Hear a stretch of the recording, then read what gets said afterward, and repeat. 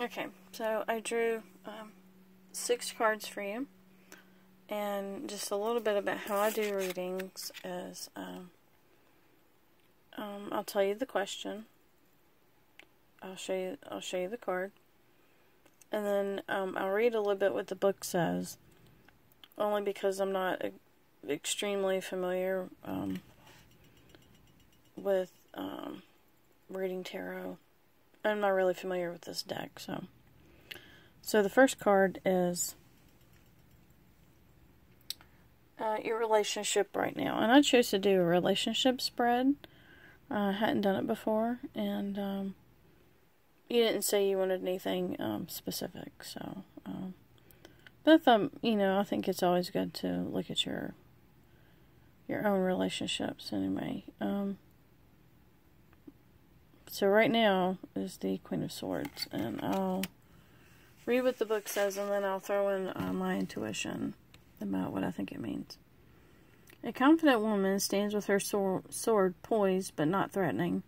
Light glints off her sword and crown, showing a relationship between truth, the light of the sun, her thoughts, her crown, and her actions, her sword.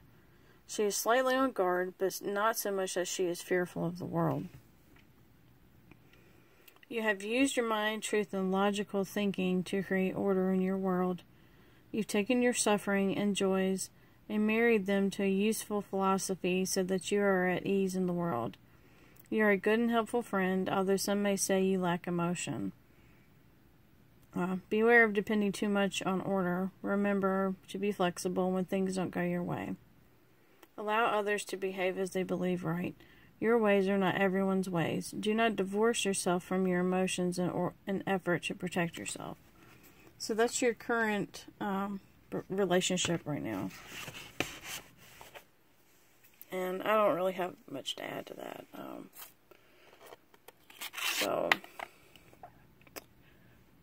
Some cards speak for themselves, and some cards I do the talking. And sometimes you might know better than I do what the card means. So, right now I think you are the lady on guard. She's not extremely fearful, but she's aware. Okay, this card represents your feelings. There's 2 ladies in front of a house with a bunch of cups and some bees and a kitty cat. So let's see what the book says. A woman and her daughter sit in front of a cozy home. Their leisurely domestic activity and industriousness was underlined by the presence of bees, while the cat shows a playfulness along with the work. So you feel playful but productive. The Wheel of Fortune, Major Arcana 10, has this family at the top. They have harmonious lives, free of strife or conflict. You may note the absence of a male figure. The artist created this image as if he were coming home from work to his family. The scene shows the contentment and joy he experiences. So, I think in this situation, you're the one coming home, but you do feel content. You have created a happy home life. It is full of satisfying activities and comforts. This moment is the epitome of domestic bliss. Enjoy it. But be aware of letting contentment turn to laziness. So, be content, but don't get too comfortable that you just don't care. But this represents your feelings. And next, we're going to get to what your partner feels. Okay, this card represents your partner's feelings. And it looks like he feels betrayed. I'm not sure the meaning of this card, and I will, that's just what it looks like to me. It looks very stormy, dark, and painful. So, I'll turn to the book and see what it says.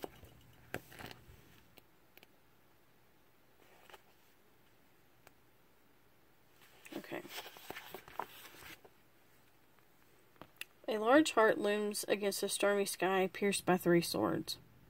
Clearly, this is heartbreak, very dramatically and tragically expressed. Consider the image carefully. The sun, representing the self, is centered on the heart. The ego is identified entirely with the emotional distress, making it bigger than it should be. So he blows things out of proportion, is what I'm hearing. The swords embedded in the heart indicate that a way of looking at the situation is faulty. So he feels betrayed, but it's not accurate. It's not correct. Removing the focus from the emotion allows a glimpse of a bigger picture. A proper perspective allows more clarity. In this instance, the Empress, which would be you, Major Arcana 3, can provide the nurturing and healing that will help transcend the heartbreak. You have, or I'll say your partner has experienced a heartbreak. However, you're not seeing the effects of this heartbreak clearly. Although it is hard to end a relationship, it does not mean the end of your life, which is probably how you're feeling. So he's distraught over something. Be aware of the lure of the role of the tragic, broken-hearted lover. It gives the lover reason to pine and mourn and never move forward. It is a sham and excuse to avoid life. So he's pretty much, what I'm hearing from the card, he's checking out. That's frustrating. We have 3 cards left, and so I'll move on from that because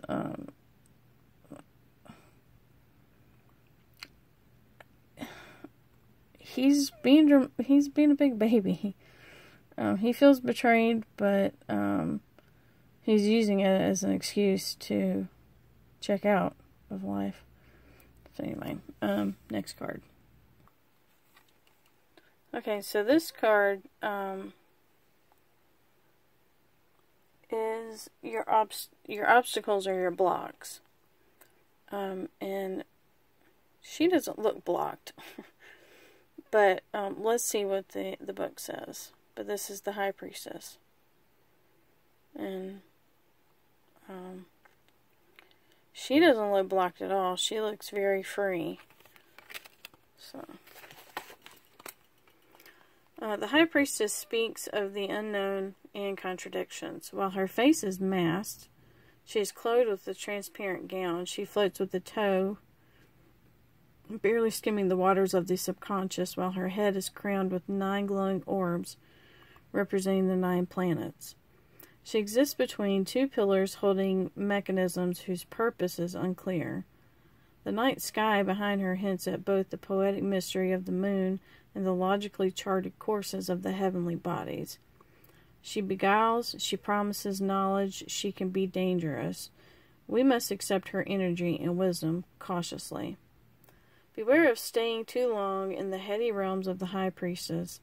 You must take your inspiration and translate them into action. Honor the muse, but do not become her slave. Yeah, so your obstacle is, it looks very conflicted. Like they said, she's masked, but her dress is invisible. But she's hiding her face, and these gears behind her, we don't know what they do, but they're there for a purpose. So, yeah, we've got 2 more cards, so onto those. Okay. This card is your best approach. And this is the Ace of Pentacles. It's a little ferret and a sun. So let's see what the book says. This is a gift of resources, like money, raw materials, or time. It is probably the most straightforward of the suits. For that reason, the gift of pentacles are not always as highly esteemed as other suits' gifts. Or sometimes they are overvalued and lead to greed for material wealth or obsession with sensuous living. Whatever form the gift takes, it is up to us. So your best approach is up to you. It's a weasel, not a ferret. The weasel reminds us here, unlike the magician, to use our skill and determination to make something worthwhile. Be aware of the temptation to undervalue or squander this gift because you consider it mundane and not a true gift of the universe. Okay, then on to the last card. Okay, and this is your potential outcome. And I will tell you now that future is not written yet. So you can always change the future. But this is a pretty positive card right here. Everything is in alignment. Everything is good. So I'll read what the book says. The sun, the planets, the stars of the zodiac, everything is clear and in good working order. Not only that, but you can see the order. You see the scientific charting of the heavenly courses. You see the astrological symbols and know that the cold, mathematically knowable sky is more than that. That myths and stories abound even there. You see the universe with its layers of meanings and contradictions, and you are at ease with it. The message of the sun is that of peaceful contentment with the world and its workings. You understand what you can and don't fret about what you don't. You understand yourself and your role in the universe as much as you can, and you are okay with that too. Life doesn't get much better than this. Be aware that you may not be used to such ease and happiness. Be careful not to fight it. Enjoy it as much as you can, and don't try to analyze it too much. So I think that's a pretty good... I just dropped my book. I think that's a pretty good, pretty positive outcome. If you have any questions or want some further details about any of the cards I drew, I can take pictures of what the book says and send it to you if you like reading. And if you don't like this deck, I have other decks I can use. But anyway, I guess that's it. Like I said, sometimes the cards do the talking and sometimes I do the talking. So, anyway, so I'm going to upload this and send it to you when it's ready. So, blessed be, and I'll talk to you later. Bye.